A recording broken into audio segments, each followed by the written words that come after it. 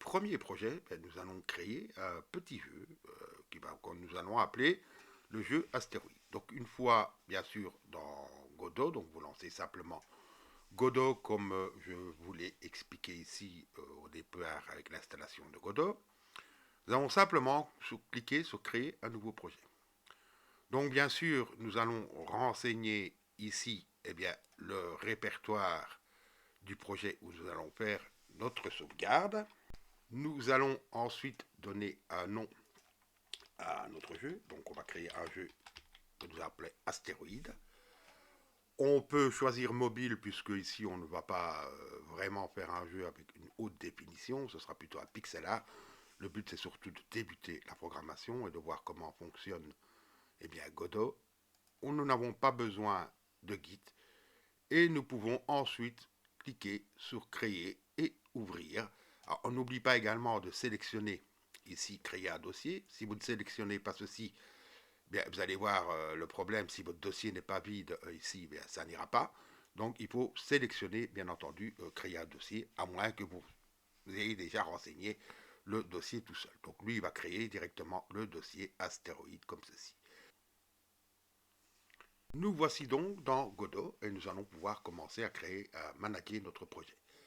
Alors, je vais vous expliquer un petit peu ici en détail, quoique c'est assez, je vais dire, simple à comprendre puisque Godot a une interface assez claire, un petit peu l'interface. Donc d'abord ici, vous avez le viewport dans lequel nous allons pouvoir naviguer.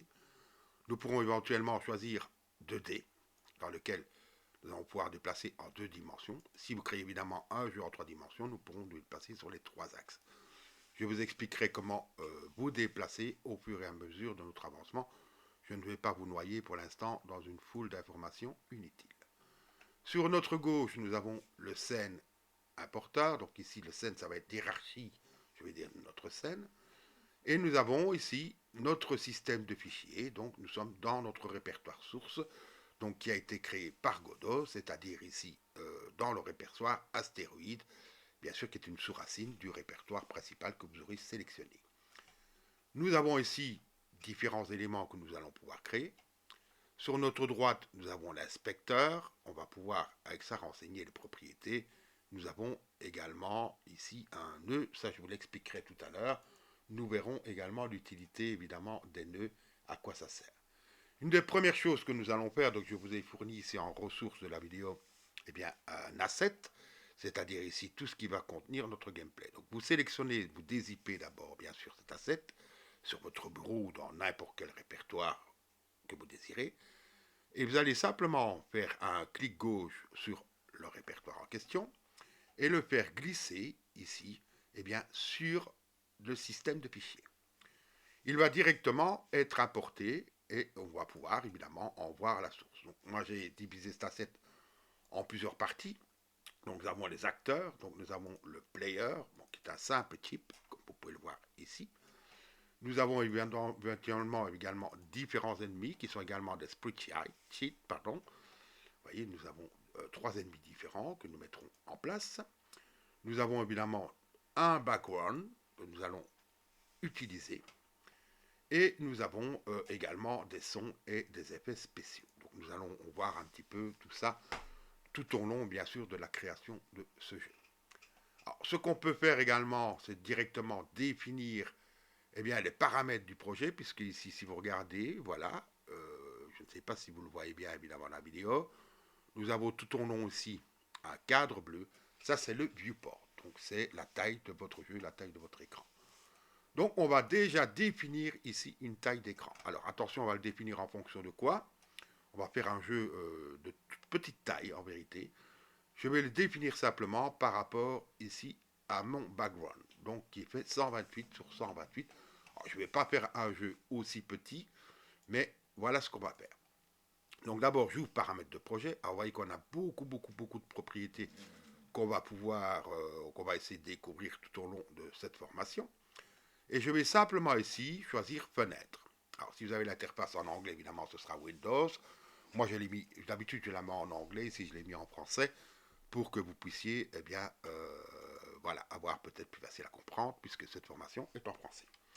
Alors, je vais prendre ici une taille de 128, mais x2. Donc, vous voyez que je peux directement faire l'opération mathématique eh bien, dans le champ de saisie. Et là, je vais prendre une taille de 128 x 3. Donc, nous aurons ici une taille de, 256 sur 384. Donc, je vais simplement fermer. Alors, normalement, vous voyez, mon interface maintenant a changé et j'ai une taille toute petite. Alors, si je lance le jeu, ce qui va me dire, c'est qu'aucune scène principale pour l'instant n'a été sélectionnée puisque je n'ai même pas encore créé de scène en vérité. Donc, c'est la première chose que nous allons créer. Nous allons créer une scène 3D. 2D, pardon, puisque ici ce sera un jeu 2D. Donc, je vais simplement cliquer sur scène et il m'a mis ici, eh bien, comme vous pouvez le remarquer, un node 2D. Alors, qu'est-ce qu'un node 2D? Eh bien, c'est un nœud assez basique, puisque, je rappelle, vous allez d'ailleurs le découvrir tout au long de cette formation, mais Godot fonctionne principalement avec des nœuds. Alors, on va essayer de voir dans l'inspecteur, si vous regardez bien ici, j'ai un petit icône documentation. Je vais cliquer sur la doc, et là, vous avez une documentation du nœud 3D. Donc, un objet de 2 hérite de tous les nœuds 2D à une position de rotation, etc. Alors, comme vous pouvez remarquer, ici, ça hérite de certaines choses, puisque, je rappelle, eh bien, de Godot est réellement un gameplay, je veux dire, un game engine, pardon, qui est vraiment orienté objet. Donc, il hérite de Game Canvas Item, qui lui-même hérite de notes, qui lui-même hérite d'objets. Alors, si je clique, vous voyez, sur Game Canvas Item, on descend une couche après, j'ai, bien sûr, il hérite de notes et il hérite d'un objet. Si je vais sur notes, vous voyez, lui, il hérite d'un objet. Donc ça, c'est très important de pouvoir comprendre ce système eh bien, d'hierarchie, puisque, je vais dire, il est fortement orienté objet. Donc ça, c'est une chose. Maintenant, je vais retourner simplement ici dans ma vue 2D. Donc vous remarquez en plus qu'on a même ici une documentation intégrée. Donc généralement, quand vous allez ajouter un nœud, sur l'inspecteur, vous allez voir ici, on a l'onglet Doc qui vous permet d'ouvrir la documentation. Alors, elle est des fois en français, des fois en anglais, des fois c'est un micmac des deux. Ça, c'est quand même quelque chose d'un petit peu contraignant. C'est vrai qu'ici, généralement, c'est souvent écrit en anglais. Vous voyez, comme ceci. Donc, la première, je l'avais écrite en français. Hein.